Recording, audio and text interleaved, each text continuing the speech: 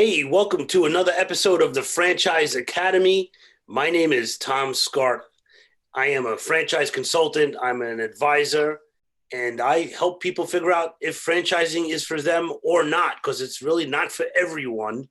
I help people that are frustrated with their career. I help people that cringe at the thought of going to work in the morning. And I also work with folks that have a job, they want to keep it, but they want to build something on the side. So, as you may know, I was actually before in franchising, I was a subway conductor in the New York City subway. So if you ever rode in the New York City subway, I was the guy making announcements and opening and closing doors.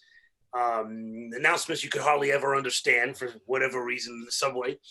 And one day there was an old timer there and he said, "Hey kid, this is a great job because you'll always have a shirt on your back." I said, "Oh, that's nice." He said, "Yeah, but it'll never be a silk shirt, but you'll always have a shirt." And I was like, that sounds like mediocrity to me. I really want to wear a silk shirt. And I realized that as much as the people that I love that transit were doing a great job, they weren't wearing silk shirts, metaphorically, but business owners were. And I realized I want to be a business owner, but I didn't know how. I realized franchising is a business with training wheels, and that's what I needed. So I bought into a franchise and the rest is history. I'm here with one of the greats of franchising. Her name is Christy Delk, or Christy Wilson Delk, as a newlywed. So Christy has 17 years in corporate sales and distribution. 1996, she decided to risk it all. And she sold her house and she cashed out a 401k and she bought a franchise called Kids Are Kids Academy. It's a franchise out of Orlando, Florida. Over the next 15 years, she expanded twice, grew the business into one of the largest franchises in that particular industry. And then she did a multi-million-dollar exit in 2012. Since then, she's been a college professor. She's a speaker at franchise conferences all over the country.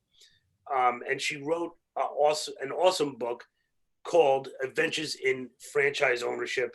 And she talks about the 4 pillars approach, which we're going to discuss here in a minute. Christy, welcome. Thank you for being on the podcast. My absolute pleasure, Tom. Thank you. This is so great. I am so excited to have you. Been following you for a long time, and you're just doing some great things. So what prompted writing this book, Adventures in Franchise Ownership? Ooh, well, I realized after I sold, when you're just in the trenches, working, you come up for air and that's about it. But after I sold, I knew I had this, desire to learn more about the corporate side of franchising. So I started going to a couple of conferences and, great ways to learn more on every aspect. But anyway, what I learned, the biggest takeaway was, wow, I guess I did something kind of special.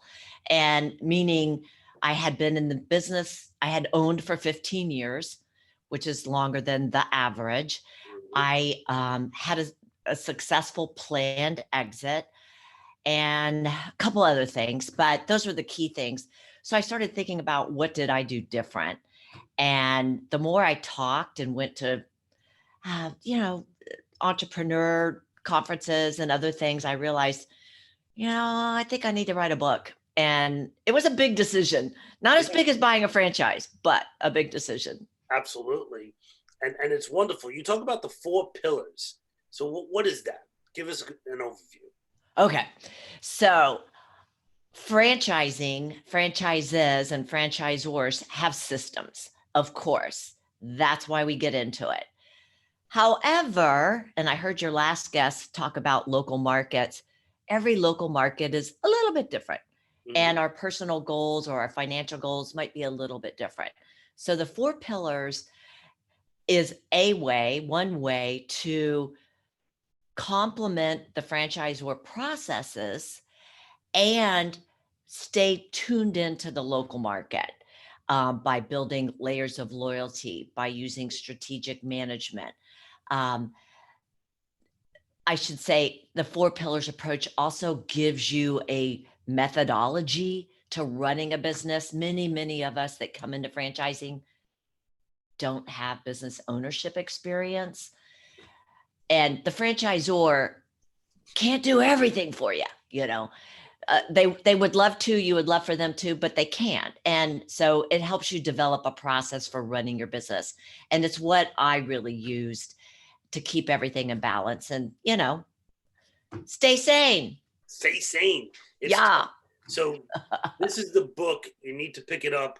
It's Thanks. available everywhere. Amazon is like, you know, if you ever heard of Amazon, that might be a good place to pick it up.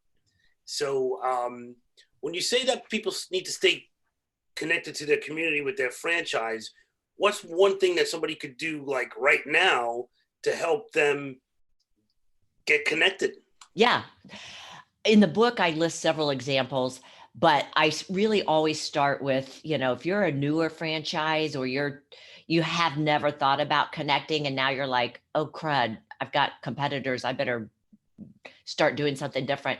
Easy, inexpensive things you can do is you can get on a board easily. Nonprofits are looking for board members.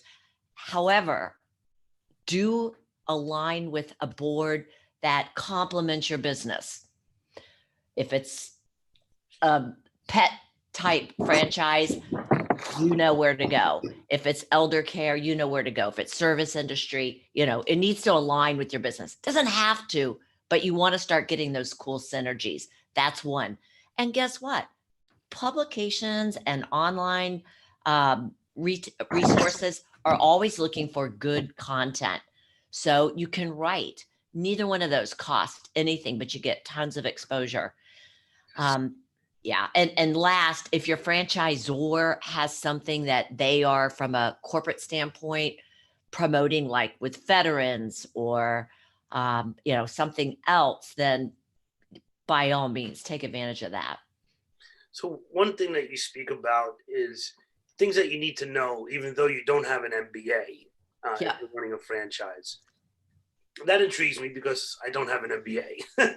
So what do you tell? I know you always are working with franchise owners, which I love that idea, as opposed to the franchise companies, where you work with the franchise companies and speak at their conferences so you can speak to the franchisees.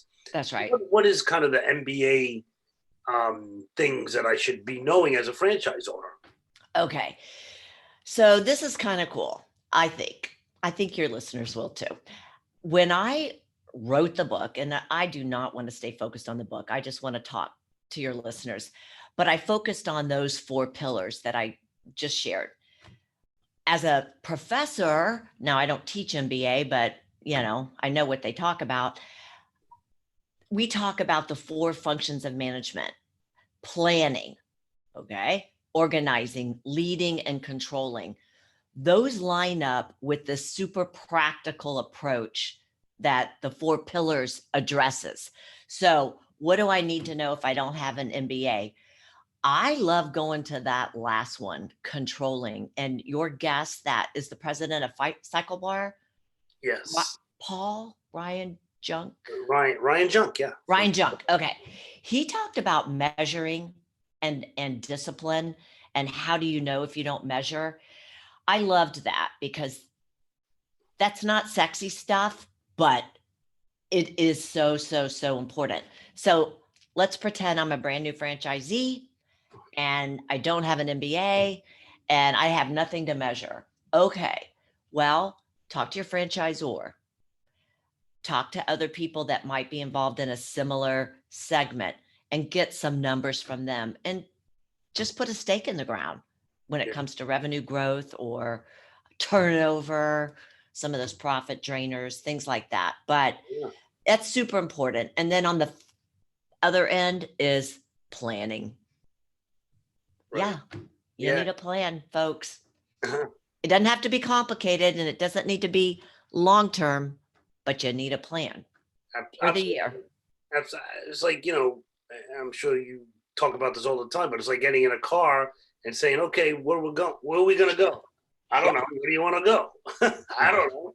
You know, you can't do that. You got to have your map drawn out, even if you're going to take detours along the road, right? Yeah. At least you know where you're going. Ultimately, you have that destination wherever it is. So Yeah. I totally agree with that. The whole, I love the idea that you ran your own franchise for 15 years, had a successful exit. So what should somebody think about if they're getting to that point where they're like, wow, business is doing well. I think maybe I'm going to cash out and then move to Della Boca Vista or something. Yeah. Yeah, there is a lot to think about. But market timing, of course, really important. Um, for the asset, depending on what kind of franchise you're in, you may be in a retail commercial leasing situation where you don't own the space, but you have a contract. In my case, it was primarily an asset sale because I built the building, bought the land, and all of that. So timing, in either case, timing is important. Let's say it's retail. In fact, I'm thinking of a cycle bar right now. It's in a really great shopping center. There's cool restaurants. You may not want to go out at the top, but you certainly want to time it so that it's not a bad time. That's number one. Maybe I have one more, maybe two more. Number two is definitely do not wait until you get burnt out. That's the worst. Yeah. You really need to stay super engaged with your business and not think about selling when you're frustrated or depressed or just exhausted. And I share a story in the book about one time when I was seriously thinking of selling, Tom, and it's because somebody had stolen from me a lot of money, $40,000 Yeah. over 2.5 years. I wanted to do nothing but get out. And I just realized it was not the time. I did a what do you call it? Appraisal. And I'm like, buck up, girl. This is not the time. Right. So anyway, thank gosh I didn't, Yeah. but so that is a number two. But then number three would probably be, you need to have a plan for your future self too. Yeah. Yeah. And for me, and I'm just fully transparent. So it is what it is. I just wanted to do something different. I still liked it. My franchisor and I, in fact, I'm speaking at their conference in May, very close. There was nothing negative going on. I just wanted to do something different. I'm just one of those sort of change people. Yeah. Very cool. Yeah. Great, nuggets, from someone who has done it. You Thank wrote you. the book, but you lived it first, as opposed to there's a lot of people out there that write books, but they never owned a franchise. So it's really interesting how that happens out there. There's also a lot of business. There's a lot of professors that write books that have never been out there too. So I think, Right. I know. I don't think they'll be listening to this. So Hey, I think I was safe with that. they're much smarter than you and I. That's right. No, it's cool. I know, different streaks for different freaks. That's what Oh, I like that. But thank you. Thank you for that. And I think that was part of my motivation too, was if honest to God, you'll hear this, from many, many different people. So it may not sound authentic, but I promise you it is. If I can do it and become as successful as I did, I know many of your listeners can do it too. You have to start, right. by listening to podcasts and seeking information. Like I heard another of your guests talk about, and Yeah, we're here to help, and it's not for everyone. So you have to be careful of the folks that are out there trying to sell you a franchise. Yeah. A great franchise will only award a franchise to people that they feel can really carry, the burden of that business on their shoulders in their community. So there's something to be said for that. So no one tries to sell you anything. This is not a timeshare. Yeah. Right. Yeah. Or a used car, but we want to really find great people, and the franchise companies, as you can attest to, are looking for folks that are coming out of corporate America, have all that wisdom, and now transferred into the business, and together there's so much synergy from the franchisee to the franchisor. But the biggest thing, and I think you could speak to this, is the camaraderie of the franchisees within the company. I always got more information and more help from the franchisees. They're not my competitors. We're all Yeah. working together, Yeah. and we're trying to build Yeah. equity in the same brand. Yeah. And it's really cool too. And I do miss that. I definitely miss that component. I'm making new friends, of course, but the cool thing too is when you go to franchise training, you have this cohort of people that you went through with, and it's a little fraternity. Yes. So yeah, it's very cool. Totally is a fraternity. Absolutely. So you were in the childcare business. What was really what was the premise of the business? What was the concept? Oh, okay. So Kids Are Kids Academy, it's actually out of Duluth. My franchise was in Orlando, Duluth, Georgia. I know there's a commercial for Duluth, Minnesota. boxer shorts or something from Duluth, but anyway, Minnesota. yeah, that one too. But so the early childhood education went from mom and pop to corporate, like La Petite, Kindercare, which I think now though is franchise, those kind, to larger centers where they're owner operated, franchised mostly, beautiful locations for these growing communities. As the country demographics change for working parents, so too, did the offering of childcare. So just like everything else, the fitness and the home services and all these other wonderful concepts that are out there now that, you know, there wasn't a need for before. So we educated and provided full day services. So, it was fantastic. It's a huge responsibility and a huge honor to take care of someone's children, but also educate them. Absolutely. Well, and why did you choose that franchise and go in that direction? You were an educator at heart. Were you an educator first, and then? No. No. I was a business person at heart. Um, Marketing, human resources, that was sort of my favorite area. And I was in corporate, just like you described. Uh, I definitely like psychology and customer service. I learned that was sort of my sweet spot. And I'm sorry about that. And let me turn this off. I had a small child. So I've heard many of your guests say, A, yeah, you need to be passionate about it. But B, I say, at some level, it needs to be a lifestyle decision too. Yep. So with a young child, been there, needed services myself, knew how hard it was.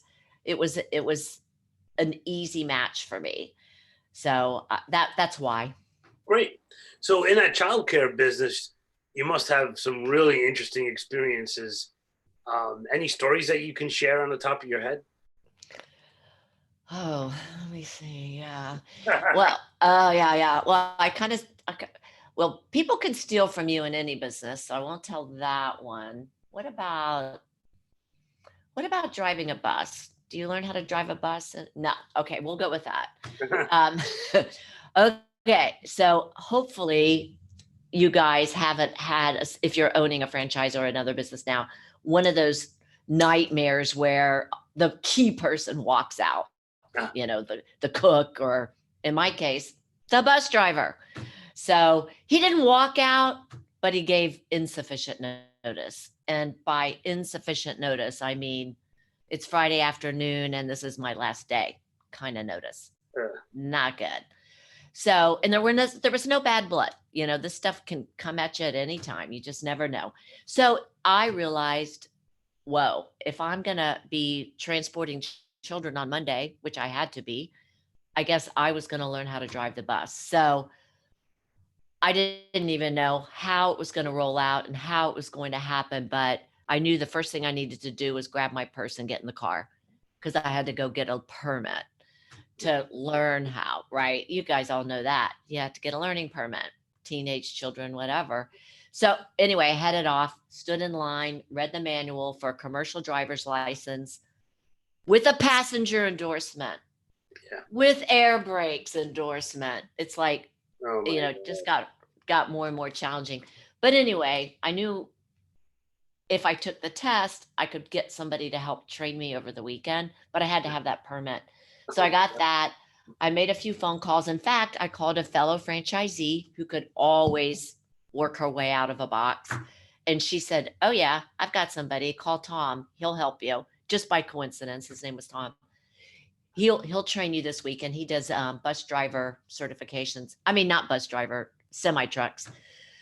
So I spent that weekend practicing, learning some of the mechanics. I'm talking big Bluebird bus, 54, 72 passenger. Yeah. You're a transit guy. I'm speaking your language. Yeah, So absolutely. anyway, so Monday morning rolls around and I practiced, did the route and all that. Monday morning rolls around and who pulls up? Beep, beep, driving the bus, Miss Christy. And it was a hoot. It was hard, stressful, all of that stuff. Wow. But stayed focused on what I needed to do. And, you can apply that same kind of a problem to any probably business. But fast forward, it ended up being one of the best things I ever did because at any time I could hop in the bus, we'd be with the kids, Yeah. get back in touch with my business or stay in touch with my business.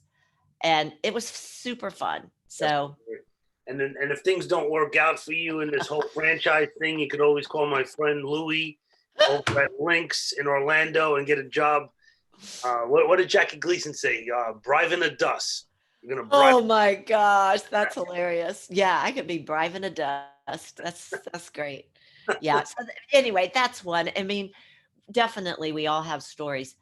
Yeah, In the childcare space, yeah, you got some doozies I'm for sure sure. you do. That's so awesome. You should write a second book, just the stories of childcare franchise. Yeah.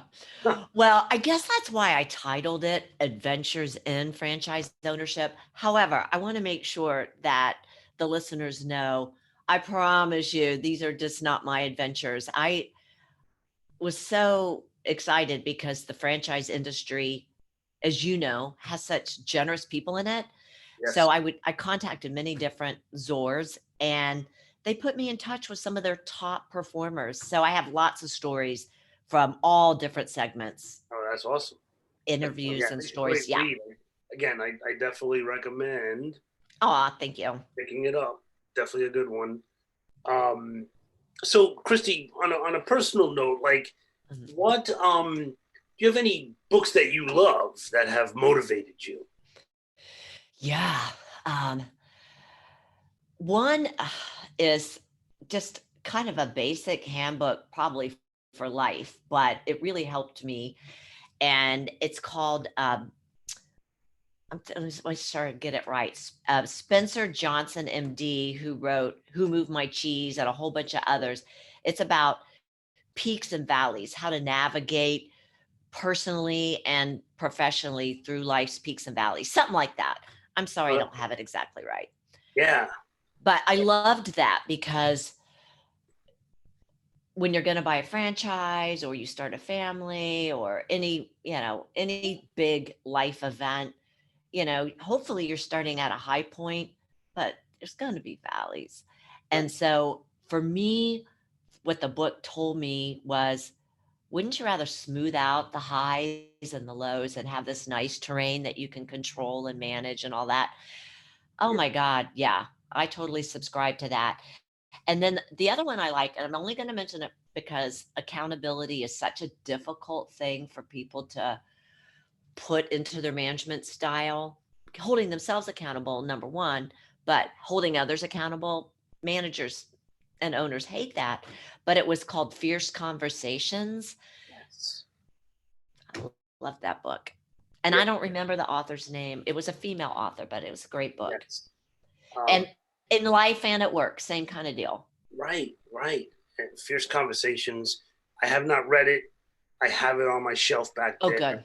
Um, my good buddy Matt, the franchise guy Stevens, had mentioned it to me a couple of years back. And so I No haven't, kidding. I just haven't gotten to it yet, Yeah. but I will.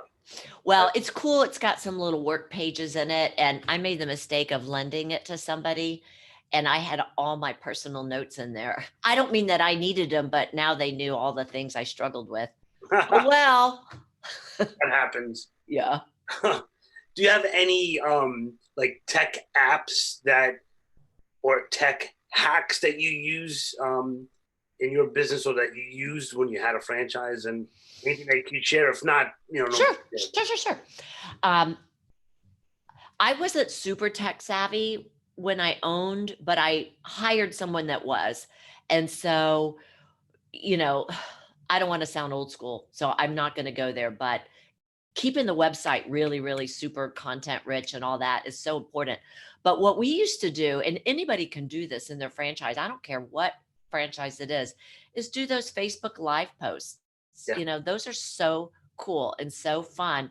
And then others can see it, including your franchisor. You're developing a great loyalty strategy there. So that's really fun. And then because, you are going to have to do a little bit of written communication, even if it's social media posting. I like that little Grammarly. I don't think it's actually an app, but maybe it is an app. It's an extension. Yeah. Yeah. I mean, I'm not a dummy, but I'm certainly not a grammar expert. And Right. it is so helpful, because you want to put your best foot forward, especially when you're reaching out to the community or a potential prospect. You're so right about that. And so I hold myself out as an amateur writer, but I make mistakes all the time only because of haste, not because I don't know. And it's really embarrassing if you put something out, and it could be just a simple email.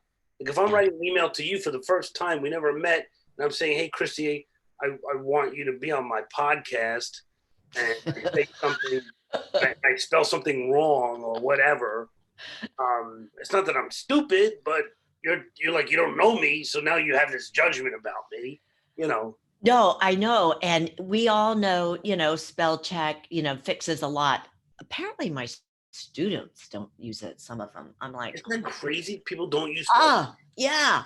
But Grammarly is better because, it gives you broadens your vocabulary. It says you've been using this too much and all that kind of stuff. But I'll tell you, I got to share a funny story. So I'm reading my book for Audible, for listeners. Obviously, not everybody's going to pick up a book. So anyway, I'm finding, I don't even necessarily want to call them typos, but grammar errors. And it makes me mad. Yeah, no. Not many. I had an editor. It's a professional, blah, blah, blah. Yeah. But, editors and spell check does not catch everything. Right. So that's, I just continue to challenge myself. Like a year and a half, 2 years ago, I would have been nervous about Zoom and doing a podcast and all that. But now, okay, you told me this headset does not make me look fat, so I'm going to believe you. But I have this, mic and, so you just have to challenge yourself with technology. Yeah. Well, we're using technology every day. There's a lot of people who are like, oh, I'm a technophobe. I'm scared of technology. I was like, but do you have a phone? You have a smartphone. Everybody has one. Do you not get on a computer every day and at least use word processing? It's technology. You're already using it. So shut up. Yeah. And try something new. Yeah. And when somebody gives you a good one, like a couple that I just mentioned, incorporate them and try them. And but I do all kinds of different things, but regularly those two I use a lot. That's why you're Christy. That's awesome. So what's the best piece of advice you've ever gotten? Ooh. Best piece. One, it depends on what just answer the question, Christy. One I got, okay, don't laugh. I'm going back. My divorce attorney, she's a very successful woman. And she said, I was getting ready to launch this business.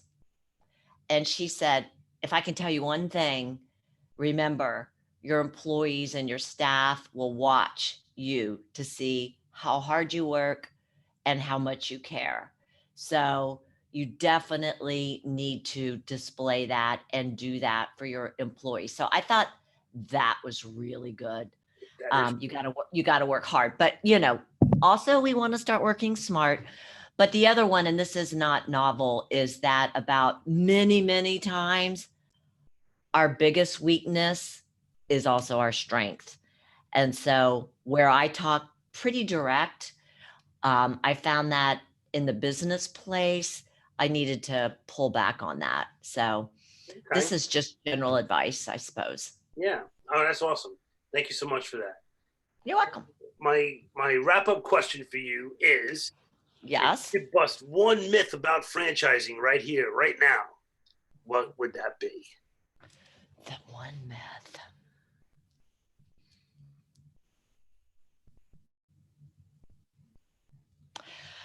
Well, okay.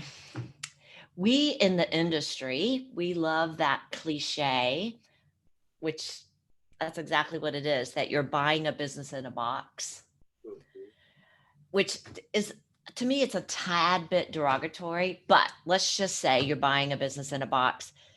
But the truth is, yes, you're buying the framework, you're buying some amazing support and branding and all of that.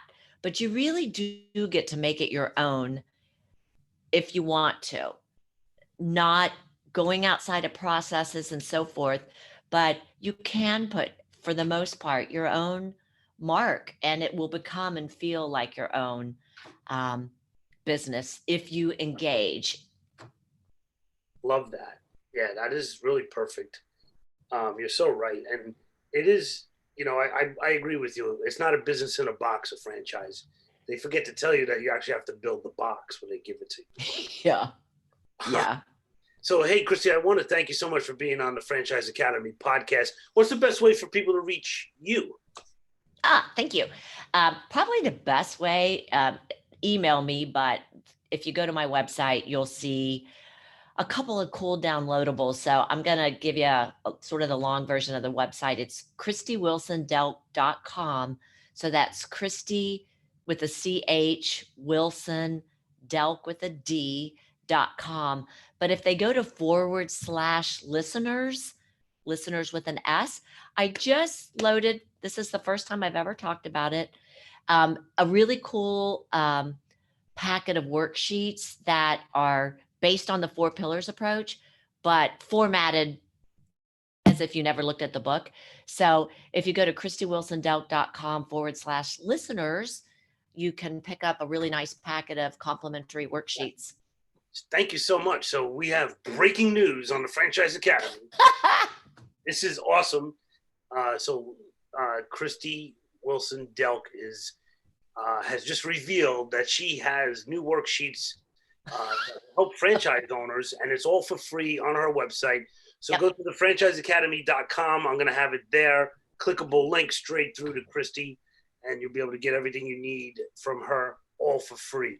So thank you, Christy, so much for being on the podcast. This has just been so many gems. I'm going to go back and listen to this thing a couple of times. Thank you, Tom. Keep doing what you're doing.